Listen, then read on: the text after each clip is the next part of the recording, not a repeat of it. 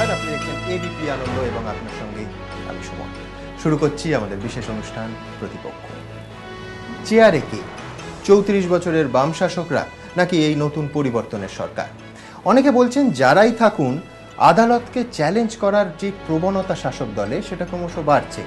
অনেকে বলছেন যে শাসক দলের এই আক্রমণের মুখে বারবার আদালতকে পড়তে হচ্ছে, কখনো একেবারে ব্যক্তিগত স্তরে বিচারপতিরা, কখনো বা টার্গেট সামগ্রিক বিচার ব্যবস্থা। গত 1.5 বছরে এই প্রবণতা কি আমরা কম দেখেছি? এরই প্রতিফলন পড়েছে 4 ডিসেম্বর হাইকোর্টের কার্যনির্বাহী প্রধান বিচারপতি প্রতাপ কুমার রায়ের একটা অবজারভেশনে। অর্থাৎ শাসকের সঙ্গে সংঘাত অনিবার্য। প্রতাপ কুমার রায় বলছেন যে এটাই ভারতবর্ষের ট্রেন্ড, যে শাসক দলের সঙ্গে আদালতের সংঘাত হবে এবং বিরোধী দলে থাকলে আদালতের প্রশংসা হবে।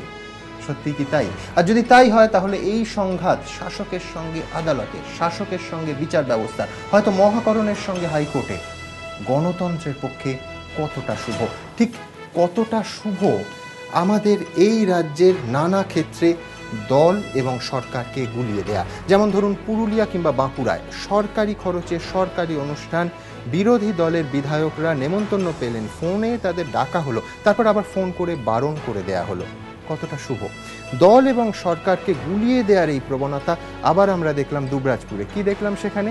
একেবারে রাজনৈতিক মঞ্চ থেকে সরাসরি কখনো আহতদের চেক বিলি করার ব্যবস্থা করা হলো, আবার কখনো বা সেই মঞ্চ থেকে ওসিকে বদলি করার ডাক দেয়া হলো, ওসিকে বদলির নির্দেশ শোনানো হলো। কতটা শুভ এই দল এবং সরকারকে একসঙ্গে গুলিয়ে দেওয়ার প্রবণতা গণতন্ত্রের পরিপ্রেক্ষিতে। সেই নিয়ে আজকে আমাদের প্রতিপক্ষ এই মুহূর্তে অতিথিরা আমার সঙ্গে একদিকে রয়েছেন কংগ্রেস নেতা বিশিষ্ট আইনজীবী অরুণাভ ঘোষ, তার পাশে প্রাক্তন নকশাল নেতা অসীম চট্টোপাধ্যায়, তার পাশে অধ্যাপক সুমন বন্দ্যোপাধ্যায়। আমার অন্যদিকে রয়েছেন প্রবীণ শিক্ষাবিদ সুনন্দ সান্যাল, আছেন সমাজকর্মী লেখক বোলান গঙ্গোপাধ্যায় এবং ফরওয়ার্ড ব্লক নেতা উদয়ন গুহ। আমি অরুণাভদাকে দিয়ে শুরু করব একেবারে স্পষ্ট একটা হাতে গরম উদাহরণ দিয়ে। অরুণাভদা, বিচারপতি পিনাকী চন্দ্র ঘোষ তার গোটা কার্যকালে অত্যন্ত সুনামের সঙ্গে গোটা দেশ জুড়ে কাজ করেছেন, একটা জাতীয় নাম। 2007-এর 14ই মার্চ নন্দীগ্রামে গুলি চলল, সিবিআই তদন্তের নির্দেশ দিলেন বিচারপতি পিনাকী চন্দ্র ঘোষ। আপনার মনে থাকবে সিপিএম নেতারা মঞ্চে দাঁড়িয়ে বললেন, একেবারে তীব্র ভাষায়, কর্কশ ভাষায় আক্রমণ করলেন। কি বললেন? যে বিচারপতিরা এবার তৃণমূলের ঝান্ডা নিয়ে রাস্তায় নামুন। আরও বললেন যে বিচারপতিদের মাইনে বাড়িয়ে দেওয়া হোক, সরকারের আর কি প্রয়োজন, উনি নিজেই সিবিআই ডেকে দিচ্ছেন। তখন বিরোধীদের কাছে বিচারপতি পিনাকী চন্দ্র ঘোষ প্রায় ঈশ্বর। অসাধারণ জনরায়ের প্রতিফলন, অসাধারণ জাজমেন্ট, প্রশংসায় ভরে গেল 10 দিক।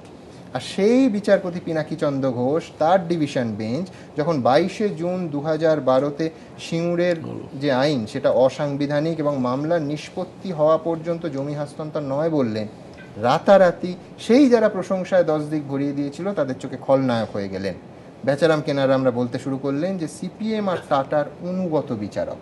কেন এই প্রবণতা?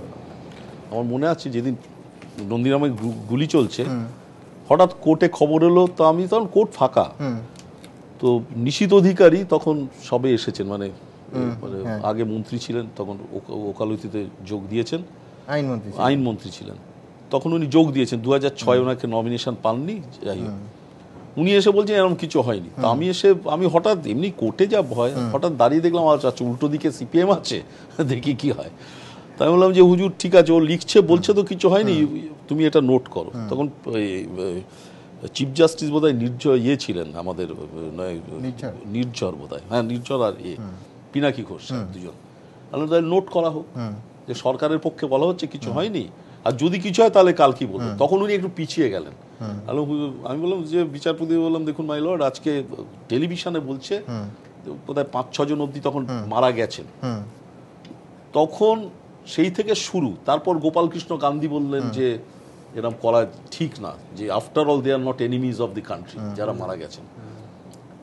এটা হওয়ার পর কিন্তু অনেক শুনানির পর, যেহেতু সিআইডি এনকোয়ারি এগোচ্ছিল না বলে তখন সিবিআই দেন। সিবিআই কিন্তু বুদ্ধবাবু অপোজ করেননি। আমার মনে আছে অ্যাসেম্বলিতে কিন্তু উনি বলেছিলেন যে হ্যাঁ হচ্ছে, যাই হোক সেটা পরের কথা। এখন যে কোনো কারণে হোক, এর আগেও আমি বলছি যে এটা প্রথম নয়।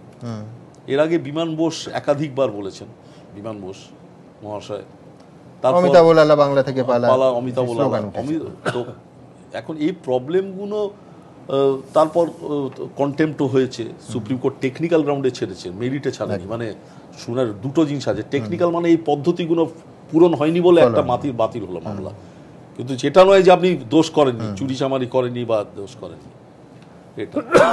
তো রাজনৈতিক, আমার মনে আছে সঞ্জয় গান্ধী প্রথমে একটা কথা বলেছিলেন, তখন আমরা সঞ্জয়ের খুব বিরোধিতা করেছিলাম যে in India courts are not courts of equity but courts of law, courts of justice but courts of law. মানে ভারতবর্ষে আইনটাই বেশি চলে, সেখানে বিচারের ব্যাপারটা জাস্টিসের দিকে থাকে না।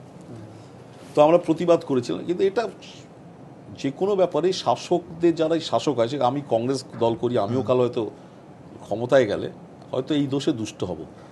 এখন অসুবিধে হয়ে যায় যারা রাজনীতি পুরোপুরি করি, তাদের যে কোনো কারণই হোক পড়াশোনার একটু অভাব আছে, এবং পড়াশোনাটা বেশি করলে কিন্তু সহিষ্ণুতা আসে।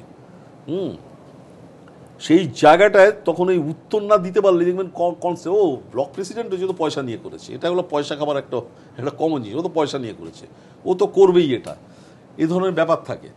আর রাজনীতিদের কি হয়, মানে বেশিরভাগ আমরা খুব বোকা বলে আমরা নিজেদের ফ্ল্যাটার করি, বলি যে যে ফুল ফ্ল্যাটার্স হিমসেলফ অ্যান্ড দি ইন্টেলিজেন্ট ফ্ল্যাটার্স দি ফুল। আমি নিজের খুব ঢাক পেটাচ্ছি, আর অন্য লোকেরা দেখছে বলছে বোকা আছে, কিন্তু ঢাকঢোল আমার পক্ষে বাজে, তখন আমি ভাবি আমি ইনভিনসিবল হয়ে যায়, যে আমি বোধহয় শেষ কথা। সেই জায়গাটা চলে আসছে এখন। সিপিএম এখন বিপাকে পড়েছে, জুডিশিয়ারিকে ভালো বলছে, আর খারাপ হলে আবার ক্ষমতা এলে আবার অন্য কথা বলবেন। কেন এই আমি বলছি যে সেদিন পিনাকি ঘোষের কথাটা, পিনাকি ঘোষ যেদিন রায় দিলেন বলে উনি জমি পেয়েছেন, এবং কিভাবে হলো পয়েন্ট অফ অর্ডার তোলা হলো অ্যাসেম্বলিতে, এবং সেই লিস্ট পড়া হলো যে কোন কোন বিচারপতি বাম আমলে জমি এবং পেয়েছে। মজা হচ্ছে যে সুপ্রিম কোর্টের ওই পেট্রোল পাম্পের মামলায় সেখানে বলেছিলেন সুপ্রিম কোর্ট যে দেখো সাংবাদিক, ব্যক্তিগত সাংবাদিককে ওইভাবে দেওয়া যাবে না, সাংবাদিকদের জন্য একটা রিজার্ভেশন হলো, উকিলদের জন্য একটা রিজার্ভেশন হলো, সব উকিলরা যাতে জানে, অথবা বিচারপতিদের জন্য একটা রিজার্ভেশন হলো। রাজারহাটে বিচারপতিদের জন্য রিজার্ভেশন হয়েছিল, 18টা জমি ছিল, 18 না 20টা জমি দেওয়া হয়েছিল। তো হাইকোর্টে আর তখন 38 জন বিচারপতি, 38 জনকেই নোটিশ পাঠানো হলো যে তোমাদের কে জানাও। তার মধ্যে মাত্র 20টা জমিতে 18 জন মাত্র অ্যাপ্লাই করলো, অন্যরা কেউ করলো না। স্বাভাবিক, আর লটারি হলো না, 18 জন পেয়ে গেল। এখন এই 18 জন তখন কিন্তু এই জমি পাকবার পরও কিন্তু পিনাকি ঘোষ নন্দীগ্রামের রায় দিয়েছেন, জমি পেয়ে বসে তারপর রায়টা দিয়েছেন। কিন্তু ওই এবার যেটা রায় দিলেন, সে মনে করেছে ঠিক বেঠিক সে একটা বলে দিয়েছে এটা অসাংবিধানিক, বলে দিল ওই লিঙ্ক করার চেষ্টা করছে, ওটা দিয়েছে সুতরাং এই যায়। এবং আরেকটা কোথাও কি রুচির প্রশ্নটা চলে আসে যে যেদিন যে 22 তারিখ তিনি রায় দিলেন, তোমায় ছোট্ট ঘটনা বলি। এই যে সুহিত দত্ত বলে একটা ভদ্রলোক আছেন সিপিএম এর, তাপসী মালিকের মার্ডার চার্জে করলো, রাইটলি অর রংলি, শুনে সেদিন শুনানি যখন চলছে বেলের শুনানি, সরকারের সিবিআই উকিল কেউ বলতে পারেনি যে পয়েন্টগুলো শেখর বোস, আজকে যিনি খুব নামী লয়ার, তিনি সেদিন সুহিত দত্তরে দাঁড়িয়েছিলেন, আজকে তিনি তৃণমূলের সমর্থক, যাই হোক, তো ওনার যুক্তি কেউ কাটতে পারেননি। তখন বেল হলো, সিবিআই লয়ার বললেন যে, এবং গভর্নমেন্টের লয়ার বললেন কিছু করার নেই, যা নথিতে আছে এর বাইরে তো আমি বলতে পারবো না। বেল হলো, সঙ্গে সঙ্গে মিছিল বেরিয়ে গেল। এই মিনিস্টার জ্যোতিপ্রিয় মল্লিক, তিনি লয়ার, কোর্ট ফোর্ট পড়েননি, কিন্তু তিনি লয়ার, কালো কোর্ট করে দেখেনি, এবং বার কাউন্সিলের মেম্বার, পলিটিক্যালি হয়েছে। মিছিল বার করলো বহিরাগত দিনে, কোর্টের হার্ডলি 20 থেকে 22 জন আছে 5000 উকিলের মধ্যে। মিছিল করে বললো এই বিচারপতি প্রণব চট্টোপাধ্যায় হলো সোমনাথ চ্যাটার্জির জুনিয়র ছিল, তাই জন্য হয়েছে, আর অসীম রায় সে কিন্তু ছাত্র পরিষদ করতো কলেজ লাইফে, দুজনে কিন্তু ছাত্র পরিষদ করতো কলেজ লাইফে, আর অসীম রায় বলাই রায়ের জুনিয়র বলে এরা এই রায় দিয়েছে। কিন্তু পরের দিনে আমি দেখিয়ে দিলাম, মানে একটা টেলিভিশনে, এইখানেই বোধ হয় তোমাদের টেলিভিশনে বললাম যে বেচারাম মান্নার অ্যান্টিসিপেটরি বেলটা কে দিয়েছে, এই বেঞ্চ। শিশির অধিকারীর অ্যান্টিসিপেটরি বেল এই বেঞ্চ দিয়েছে, আগাম জামিন। তখন মনে থাকে না, এখন এই জায়গাটা ভাবতে হবে।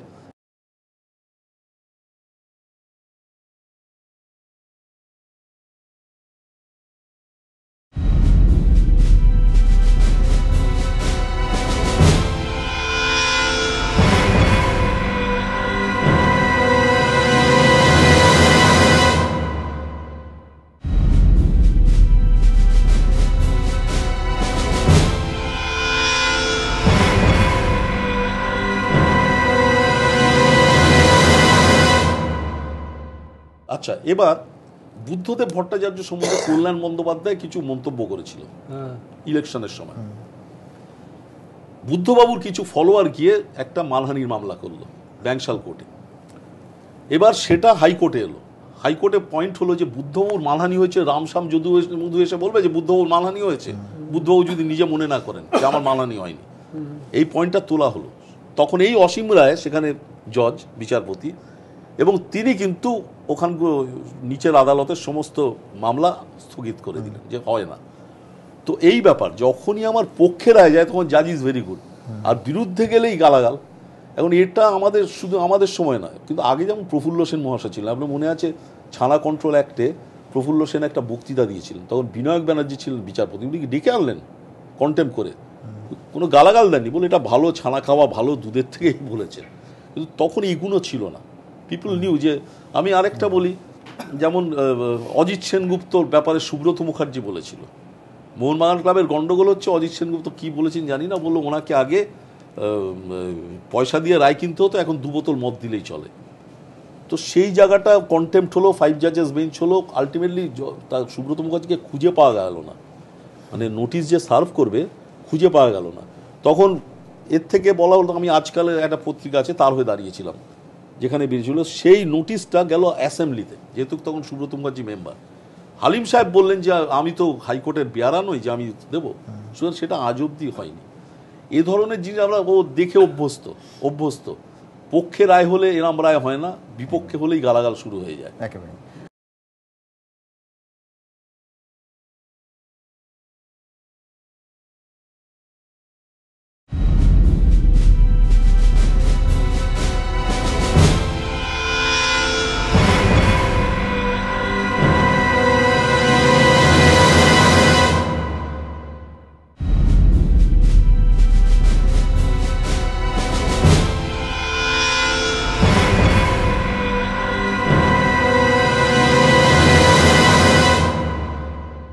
আচ্ছা, এবার বুদ্ধদেব ভট্টাচার্য সম্বন্ধে কল্যাণ বন্দ্যোপাধ্যায় কিছু মন্তব্য করেছিল ইলেকশনের সময়।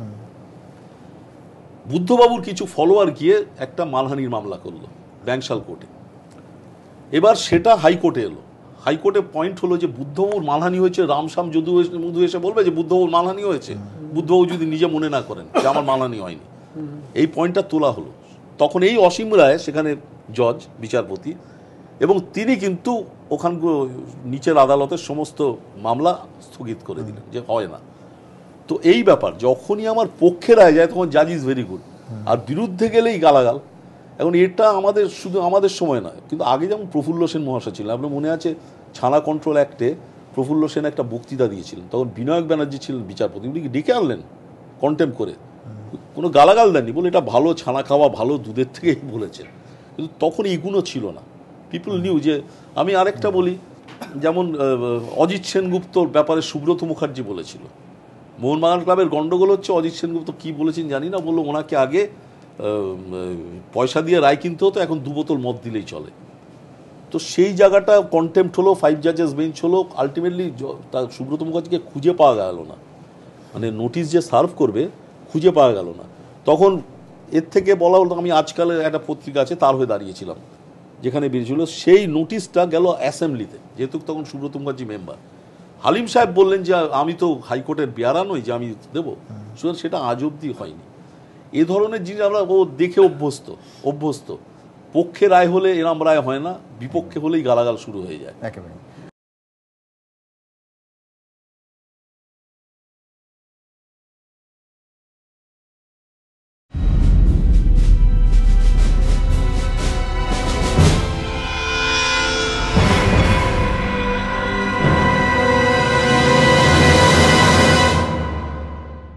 শিমগুড়ির এগ্রিকালচারাল ল্যান্ড প্রথম দিনই আমরা ক্ষমতা এসে ফার্স্ট এই কাজটা আমরা করেছিলাম। ল্যান্ডটা এখন একদম রাজ্য সরকারের কাছে এবং কোর্টে একটা কেস চলছে। কেসের ফয়সালা হয়ে গেলেই অনিচ্ছুক কৃষকদের আমরা সেই জমি ফিরিয়ে দেবো। ওনারা কেসের ফয়সালা হয়ে গেলেই অনিচ্ছুক কৃষকদের জমি ফেরত পাবেন? মানে উনি কি করে জানলেন যে সেটা পক্ষে যাবে না? এটা একটা জিনিস বলি, আরেকটা মজার ব্যাপার আছে, অনেকে জানে না। আমি তখন তৃণমূল কংগ্রেসে, মমতা ব্যানার্জি তখন বিরোধী দলনেত্রী, তিনি একটা স্ট্রাইক ডেকেছিলেন পশ্চিমবঙ্গে ধর্মঘট। এবং সুপ্রিম কোর্ট থেকে বলেই দেওয়া হয়েছিল ধর্মঘট বেআইনি, হাইকোর্টও বলেছিল। সেই পরিপ্রেক্ষিতে ইদ্রিস আলী বলে একজন কংগ্রেস কর্মী, তখন এখন তৃণমূল করেন, তিনি মমতা ব্যানার্জির বিরুদ্ধে কন্টেম্প প্রসিডিংস এনেছিলেন। এই প্রতাপ কুমার রায়, বিচারপতি প্রতাপ কুমার রায়, এখন যে অস্থায়ী প্রধান বিচারপতি, এবং জ্যোতির্ময় ভট্টাচার্যের ঘরে বিচারপতি জ্যোতির্ময় ভট্টাচার্য। সেদিন কিন্তু কোর্ট কিন্তু মানে ওনার পক্ষেই বলেছিলেন সেদিন। কোর্টটা কিন্তু জেনারেলি চেষ্টা করে নিরপেক্ষ হবার, কারণ এখন আইনে যদি বলে জজ সাহেবের হাত বাঁধা। আর এই যে বলছেন যে জমি ফেরত দিয়ে দেবো, এটা ঠিক না বলা। হয়তো উনি বলেছেন, আমার মনে হতো ভেবে চিনতে বলেননি, ওনার ভেবে চিনতে বলা উচিত। সেখানে বেচারামের সঙ্গে ওনার কোনো ডিফারেন্স আমি পাচ্ছি না, কিন্তু ভেবে চিনতে বলা উচিত যে জমি ফেরত দিয়ে দেবো। যদি আমি মনে করি কনস্টিটিউশনাল প্রভিশনে থাকবো, তাহলে বলবো শেষ কথা সুপ্রিম কোর্ট বলবে। আমাদের কাছে মক্কেল এলে বলি দাদা জিতবো কিনা বলুন, তাহলে মশাই কলমটা জজ সাহেবের হাতে, আমি বলতে পারবো না আপনার পক্ষে এই আইন আছে, বিপক্ষে এই আইন আছে, বলবো যেটা লাগবে লাগবে। এখন যেটা হয়েছে সিঙ্গুর ব্যাপারটা হয়েছে একদম মানে ওনার পক্ষে কি বলবো, গেলা আর কি, ছুঁচো গেলার মতো, বার করতে পারছে না। আমি আরেকটা কথা বলছি, যে উনি আরেকটা কথা বললেন, সেটাও আমার মনে হয় অসাংবিধানিক, যে জমিটা আমাদের হাতে আছে। জমি কিন্তু এখনো রাজ্য সরকারের হাতে নেই। হ্যাঁ, জমি কিন্তু, এবং এই কথাটা কিন্তু উনি প্রথম থেকে সিঙ্গুরের মানুষকে বুঝিয়েছেন। মানুষকে বলে দেওয়া দরকার। ব্যাপারটা হলো যে টাটা মামলাটা জিতেছে, হ্যাঁ, এবার স্ট্যাটাস কো মানে যেমন যেমন ছিল, ধরুন আমি এই একটা ধরুন আপনার মোবাইলটা, এটা নিয়ে ডিসপিউট হচ্ছে, আমি আপনাকে বললাম ঠিক আছে আপনার কাছে রাখুন, কিন্তু এটা মানে নয় যে এটা আপনার হয়ে গেল, আমি জিতেছি আপনার কাছে রাখা রইল রক্ষক হিসেবে, মানে রেখে দেবেন। এবং ওনার কথা এই 22 জুন 2012 রায়তে ডিভিশন বেঞ্চ বলছেন যে মামলার নিষ্পত্তি হওয়ার আগে জমি হস্তান্তর নয়, স্পষ্ট নিষ্পত্তি। হ্যাঁ, কাজেই জমিটা রাজ্য সরকারের হাতে আছে, যে কোনো সময় কোর্টের রায় বেরোলেই দিয়ে দেবো। এই যে এই পুরো ব্যাপারটা কি হয়, যে মানুষ আইন জানে না, ধরুন তার কাছে সেটা মিসলিডিং, সে তো ভাবছে যার জমি সে তো আইন জানে না। হ্যাঁ, এবং সেই মনে সরকারের কাছেও প্র্যাকটিক্যালি অধিকারটা টাটার কাছে, অধিকারটা জাজমেন্টটা ওর পক্ষে, জাজমেন্টটা পাল্টায়নি, বলেছে জাজমেন্টটা ইমপ্লিমেন্ট করো না, স্থগিতাদেশ। এইটা জানো তো, আমাকে সিঙ্গুরে এই প্রশ্ন চাষির বাড়ি থেকে। তবে দিদিভাই একটা জিনিস বলি, এই মামলাটা হাইকোর্ট মমতা ব্যানার্জির কাছে অন্তত আশীর্বাদ স্বরূপ এই রায়টা, কারণ 243 একর জমি পড়ে আছে, এর বাইরে দিতে পারবে না, বাদ বাকি সবাই টাকা নিয়ে চলে গেছে, 400 একর ফেরত দিতে পারবে না। আমার মতে এটা মমতা ব্যানার্জি চুপচাপ থাকা উচিত, আশীর্বাদ স্বরূপ। না, আমি যেটা বলছি, গ্রামের লোক জিজ্ঞেস করেছে আমাকে অনেকবার যে দিদি এই যে হলো জমি তো এখন রাজ্য সরকারের, আমি এখন কি বলবো? আমি বললাম যে না, সেরকম তো এখনো নয়, মানে আমি বুঝিয়ে বলার চেষ্টা করেছি যতটা সম্ভব। ওরা তখন বলছে না দিদি বলেছে। এখন ওদের কাছে সত্যি তো, আপনি একটা প্রশাসনের সর্বোচ্চ স্তর থেকে একটা যদি কথা বলেন, সেই কথাটার যে একটা ওয়েট, সেই ওয়েটটা তো যারা সাধারণ, যারা জানে না আইনের এই মারপ্যাচ, এই ভাষার, আইনের একটা সেন্টেন্সের মধ্যে যে কত ভাষার মারপ্যাচ লুকিয়ে থাকে, সেটা তো সেইখানেই তাদের ডিসিভ করা হচ্ছে, প্রথম থেকেই তো করা হচ্ছে। যখন এই হাইকোর্টের প্রথম রায়টা বেরোলো যে জমিয়ে, তখনও কিন্তু এই ধরনের যে না না এবার তো আমাদের দিয়ে দেবে, আর কিছু করার নেই। হ্যাঁ, তখন খুব মিউ মিউ গলায় বলছি যে না না, এরপরেও সুপ্রিম কোর্ট আছে, এরপরেও এই যে প্রসেসগুলো। এখন ওরা ভাবছে কি, যেহেতু ওদের ধারণা যে যেহেতু রাজ্য সরকারই আমাদের এই, এবং দিদি যেহেতু আমাদের এই আন্দোলনে ছিলেন, সেহেতু আমাদের উনি এটা করে দিতে পারবেন।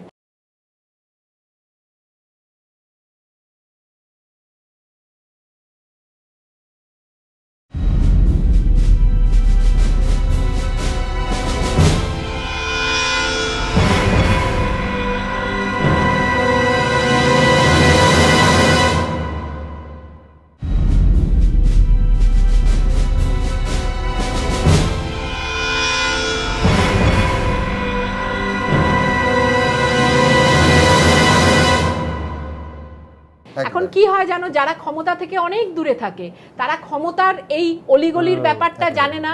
তারা জানে না যে তাদের স্কেপগোট করে কি করে ক্ষমতায় যাওয়া হয়, কি করে ক্ষমতা ব্যবহার করা হয়, এগুলো তারা জানেই না।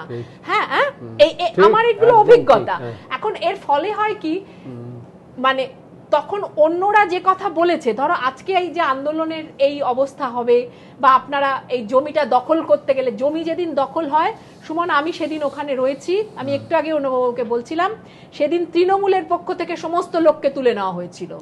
সেটা অন্য কারণে, কাজ নেই বলে, না যে রবীন্দ্রনাথ বাবু ভালোভাবেই বলেছেন না, না। কাজ নেই, ঠিক আছে আজ না, তোমরা না, কাজ করতে না যাও। না এটা অতটা বোধহয় সোজা নয়, কারণ তার আগের দিন পুলিশ গিয়েছিল, হ্যাঁ, এবং পরে এখন দেখুন সমস্তটা ছকের মতো বেরিয়ে আসছে, আমাদের কাছে অ্যাটলিস্ট ছবির মতো ফুটছে। আগের দিন যখন আগের দিনও জমি নিতে পুলিশ এসেছিল এবং আগের দিন জমি নিতে পারেনি কারণ ভীষণ লোকের প্রতিরোধ ছিল। এই লোকেরা কিন্তু অনেক দিন ধরে জমি পাহারা দিচ্ছিল এবং আলটিমেটলি তুমি টেলিভিশনের ছবিতে দেখবে, আলটিমেটলি যেদিন জমি নেওয়া হলো সেদিন কিন্তু যাদবপুর ইউনিভার্সিটির কিছু নকশাল ছেলে মেয়ে এবং সামান্য 2-4 জন ছিল এবং সবাই প্রায় কাজে চলে গেছে এবং সেটা কিন্তু ওই তৃণমূলের শুনেই যে আজকে জমি দখল হবে না, বুঝতে পেরেছো? এইখানে কিন্তু কারণ এই জমি দখল হওয়াটা তৃণমূলের পক্ষে তখন খুব দরকার ছিল, মানে তাদের রাজনৈতিক নয়তো আন্দোলনটা দানা বাঁধতো না। তো জমিটা যদি দখলই না করতো, অথচ গ্রামের লোক কিন্তু তার আগেই বেচারাম মান্নাই পাহারা দিয়েছে। এই আমি তো এগুলো সব চোখের সামনে দেখেছি, আমার কাছে তো এগুলো মানে দূরের ইতিহাস না, আমি তো লোকগুলোকে মানে জনে জনে চিনি। কিন্তু তখন তারা যাদের বলেছিল যে অন্য পলিটিক্যাল পার্টির তারা বলেছে যে না এটা করবেন না তৃণমূলের সঙ্গে, কিন্তু গ্রামের লোকের সেই বিশ্বাসটা হয়নি, কারণ তারা তো জানে না যে মানে আমি এটা গ্রামের লোককে কোনো দোষ দেব না, তারা তো এই বিশ্বাসটাই আপনি বলছেন যে এই ক্ষমতার এই পাওয়ার প্লেতে কোথায় যে তারা বোরে হচ্ছে তারা তো উপলব্ধি করতে পারছে না। তারা তো ভাবছে যে এই বক্তৃতাটা যেটা দেয়া হচ্ছে এটাই সত্য, এর পেছনে যে কি কাজ করছে সেটা তো তারা জানে না। এই জমি নিয়ে যখন মানে তারপরে তো মমতা ব্যানার্জি চুপ করে গেলেন, মানে আর ওইখানে ওই দিকের কথাই বলেন না, এদিকে লোকগুলোর চাষ নেই। তখন টিভিতে অন্য চ্যানেলও দেখেছি আমি যে পার্থ চ্যাটার্জিকে গ্রামের লোকেরা ধরে বলেছে যে কি হবে আমাদের তাহলে একটা ব্যবস্থা করুন। ওরা কিন্তু প্রথম থেকেই ভেবে এসেছে যে উনি দায়িত্ব নেবেন, উনি যে এই তৃণমূল যে এই দায়িত্ব জ্ঞানহীন একটা পলিটিক্স করবে এইটা কিন্তু আপনার কি মনে হয় আজকে যে বেচারাম মান্নার সবার সামনে 50টি লোক জোগাড় করা মুশকিল হয়ে যায়, তার কারণ এই স্বপ্নভঙ্গ? একটা স্বপ্নভঙ্গ, আর একটা কি হচ্ছে জানো, ওখানে জমি এই আন্দোলনটা যারা করেছে তারা কিন্তু জমি ওনার নয়, হ্যাঁ, তাদের এই মূলত ভূমিজীবী মানুষ আমি বলবো, হ্যাঁ, যারা মানে ধরো বাজারে সামান্য শাক বিক্রি করে সেও কিন্তু আন্দোলনের একদম সামনে এসে দাঁড়িয়েছে। এই যে একটা অসংগঠিত ফোর্স আর কি আমি বলছি, এরা কি হচ্ছে, এদের তো আর কোনো কাজ নেই এখন হাতে, হ্যাঁ, যে এরা কোন রকম কি বলবো, এদের এখন দুমুঠো খাওয়া জুটছে না। আমাকে বলছে যে দিদি আর এদের রিয়েল ওয়েজ যেটা সেটা তো অনেক বেশি ছিল, কারণ শুধু তো তার মজুরি নয়, তার সঙ্গে তাকে এতটাই মুড়ি দিত যে হোল ফ্যামিলি সকালের ব্রেকফাস্ট হয়ে যেত, হ্যাঁ, এই যে জিনিসগুলো, এই যে তার রিয়েল ওয়েজের জায়গাটা, তার সঙ্গে এতটাই ভালো বলছে ওরা যে আমরা অন্য লোককে, আমি তো দেখেছি সিঙ্গুরে তাগাড় দেয়া আলু আর তাগাড় দেয়া চাষির বাড়িতে কুমড়ো, জানো তো, তার বাড়িতে এখন গেলে তাকে একটা আলু 10 টাকা দিয়ে কিনে আনতে হচ্ছে।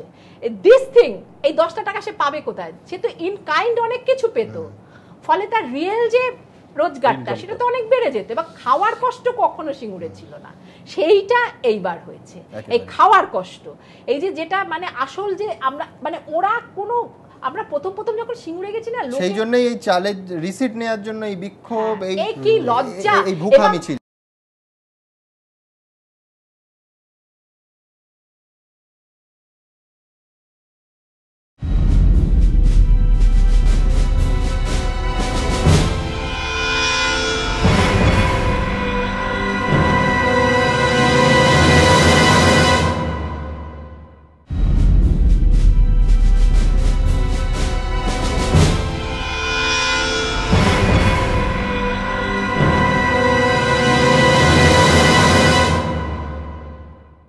জিনিস কি জানো তো, সিঙ্গুরের মানুষের পক্ষে এটা যে কত অবমাননাকর, আমার খালি সেই কথাটা খুব মনে হয়। এরা এত বেশি সম্মান এদের ছিল, হ্যাঁ, বাড়িতে গেলে, হ্যাঁ, চাষির বাড়ির একটা নিজস্ব সম্মানবোধ আছে চাষির, সেই সম্মানবোধটা এত বেশি, মানে দেখো খেতে না পেলে যেতেই হবে, হ্যাঁ। আমাকে একজন বলছে দিদি একটা অম্বলের ওষুধ কিনতে গেলে 10 টাকা লাগে, 10টা টাকা পাবো কোথায়? এই অবস্থা সিঙ্গুরে ছিল একেবারে। আমি সুনন্দ বাবুর কাছে আসবো, আমি বিচার ব্যবস্থার দিকে একবার ফিরবো, যে গত 10 বা 15 বছর একটার পর একটা রায় নানা কোর্ট এবং অবশ্যই সুপ্রিম কোর্ট তো বটেই এসেছে, যা নিয়ে কয়েকটা নিয়ে হয়তো অতি সক্রিয়তার অভিযোগ উঠেছে, কিন্তু ওভারঅল মানুষের মনে হয়েছে যে বিচার ব্যবস্থা এখনও এমন একটা সিস্টেম যেখান থেকে জাস্টিস, যেখান থেকে ন্যায় বিচার পাওয়া যাচ্ছে। কখনো কখনো পুলিশ প্রশাসনের যে রাষ্ট্রচক্র, রাষ্ট্রযন্ত্রের যে পিষে দেওয়ার মানসিকতা, সাধারণ মানুষের চোখের জল মোছার ক্ষেত্রে হাইকোর্টের রায় বা কোনো কোর্টের রায় বা সুপ্রিম কোর্টের রায় কাজে আসছে। কি বলবেন, সেই জন্যই কি বারবার শাসক দল বা প্রশাসনের সর্বোচ্চ কর্তাদের সঙ্গে আদালতের সংঘাত হচ্ছে?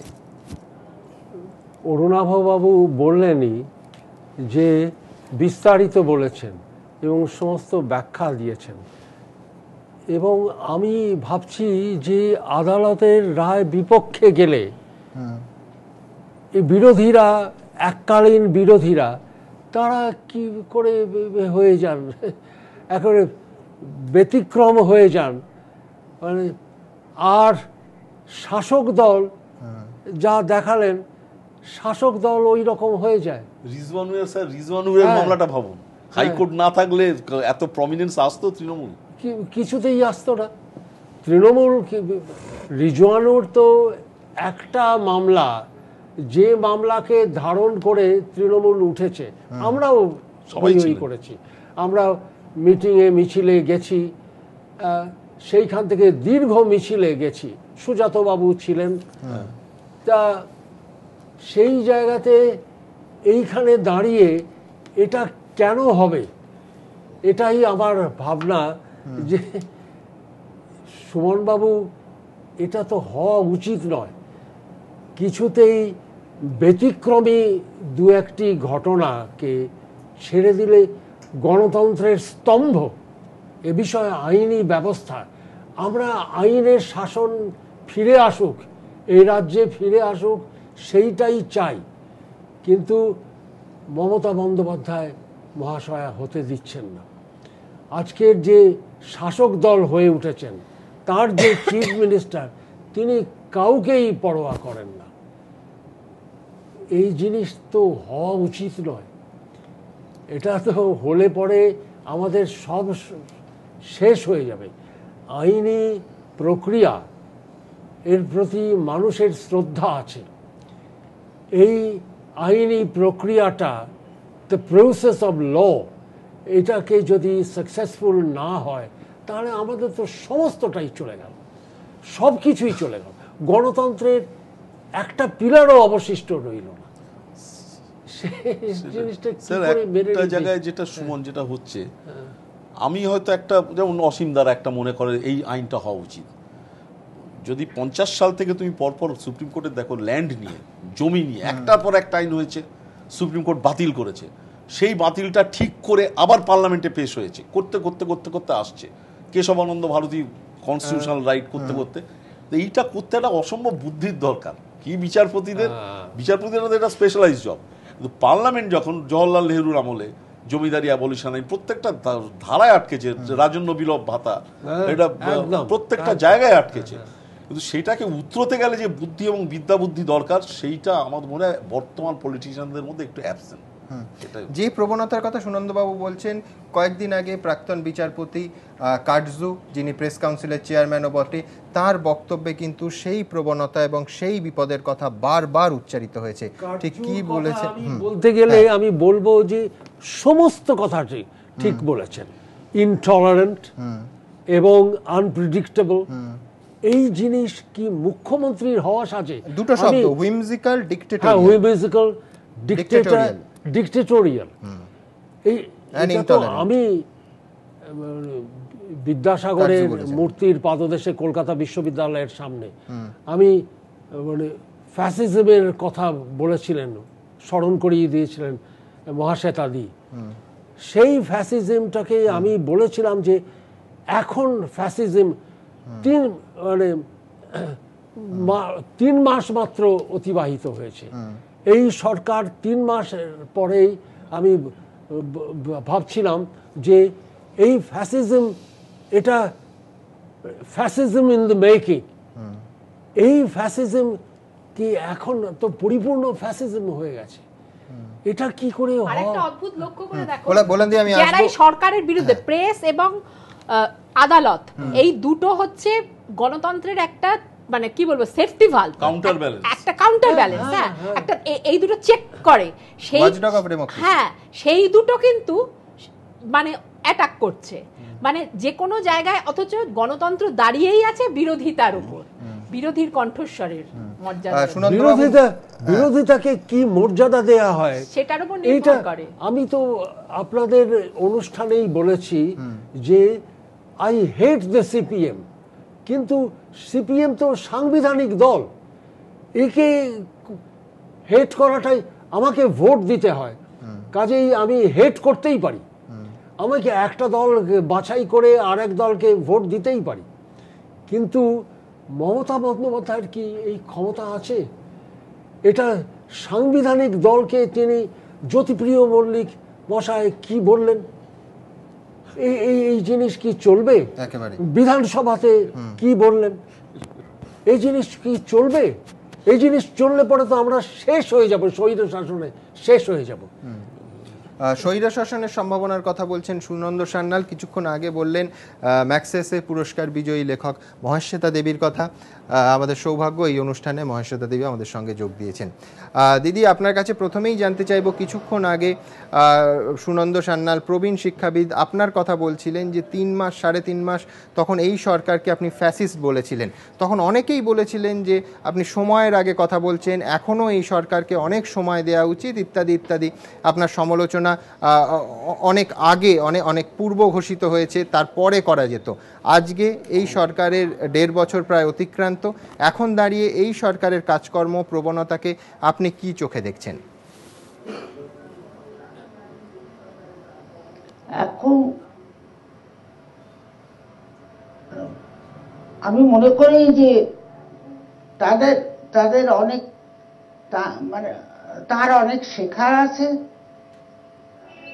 আর সত্যি সত্যি দেশের জন্য অনেক অনেক কিছু করার আছে।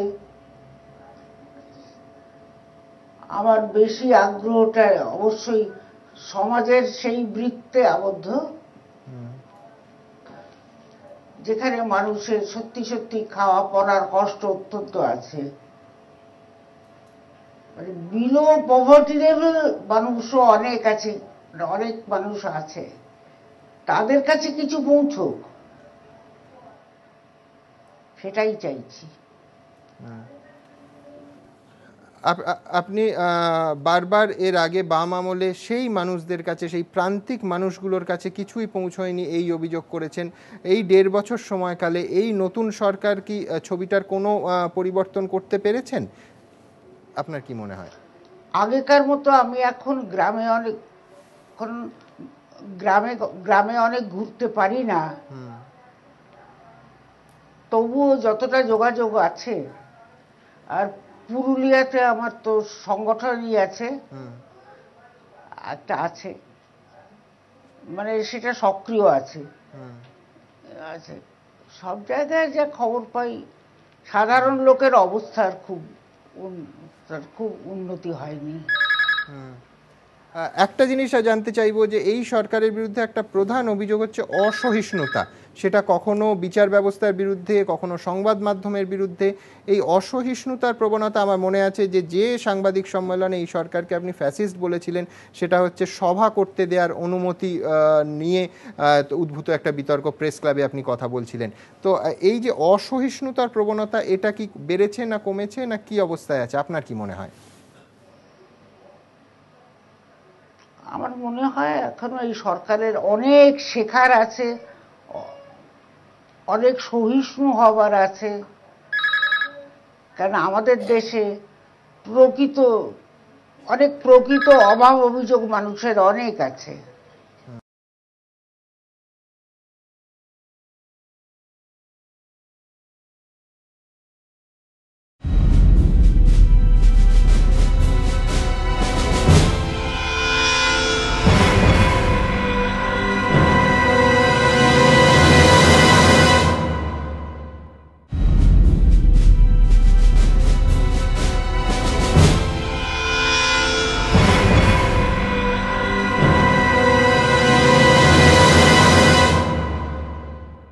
আপনার কাছে আবার আসবো, আমরা একবার দেখে নেব প্রাক্তন বিচারপতি কার্জু প্রেস কাউন্সিলের চেয়ারম্যান তিনি ঠিক কি বলেছেন কয়েকদিন আগে আমাদের প্রতিনিধি দেবজ্যোতি ঘোষকে দেয়া একটি সাক্ষাৎকারে, এবং তার লিখিত বিবৃতিতে ঠিক কি ছিল দেখুন। One should try to see the good points in a person. So I was of the opinion that so far as personal integrity is concerned, as far as I know, it is good, and she is working for the people, all that. So I thought that let me first praise her so that she gets some encouragement for doing good work. But later on, I realized that I had made a mistake, because this person is totally intolerant, totally dictatorial, whimsical, unpredictable. She insults people. I am told that even her ministers and senior civil servants are scared of her. Nobody can dare speak his or her mind freely and fearlessly in her presence. You know, how can you run a government like this? Whole of the state of West Bengal is suffering. I am told that government is being run on chit fund revenue. Chit funds are now financing a government. This is what I have told. And now I was told that there is some this Trident, you know, this on the road, this street lighting by Trident. Yes. There is some scandal about that. I was told. I don't know details because I was in Calcutta only for 2 days. But I was told now even questions are being raised about her integrity. মহাশয়া দেবী, আপনার কাছে আসবো যে একদিকে dictatorial, অন্যদিকে উইমজিক্যাল, আর এই যে শব্দগুলো প্রয়োগ করেছেন প্রাক্তন বিচারপতি, কি বলবেন? এটা কিন্তু আপনার 3 মাসের পর আপনি যেটা বলেছিলেন তার সঙ্গে যেন কিছুটা মিল খাচ্ছে। আমার মনে হয় প্রাক্তন বিচারপতি যা বলেছেন তার বলার কারণ আছে, সেই জন্য বলছেন। মহাশয়া দেবী, এই মুহূর্তে এই সরকারকে ঘিরে নানা বিতর্ক, আপনার কাছে শেষে জানতে চাইবো যে সেই আপনার কি মনে হয় সরকারের প্রায়োরিটিস কি হওয়া উচিত? ওই প্রান্তিক মানুষগুলোর সামনে ওদের কাছে পৌঁছানো, সরকারি সুযোগ সুবিধে পৌঁছে দেয়া, নাকি অন্যদিকে এদিকে কখনো অম্বিকেশ মহাপাত্র, কখনো কোনো কৃষক মাওবাদী হিসেবে চিহ্নিত করে দেয়া? কোনটা প্রায়োরিটি পাওয়া উচিত এবং কোনটা প্রায়োরিটি পাচ্ছে বাস্তবে? আমার মনে হচ্ছে যাকে বলে বেসিক সমস্যা, সেগুলোর সমাধান কতগুলো ক্ষেত্রে হওয়া উচিত। আমার নিজের সব থেকে অ্যাক্টিভ একটা কর্মক্ষেত্র এখনো আছে পুরুলিয়াতে। সেখানে যাদের একদা ক্রিমিনাল ট্রাইব বলা হতো, সেই ক্রিমিনাল ট্রাইব বলে আখ্যাত আমাদের মেদিনীপুরের লোধা, পুরুলিয়ার শবর, তারা পুরুলিয়ার শবরদের মধ্যেই আমি কাজ করেছি, আর লোধারাও আমাকে আপনজন বলে জানে। তাদের সঙ্গে আমার খুব ভালো সম্পর্ক আছে।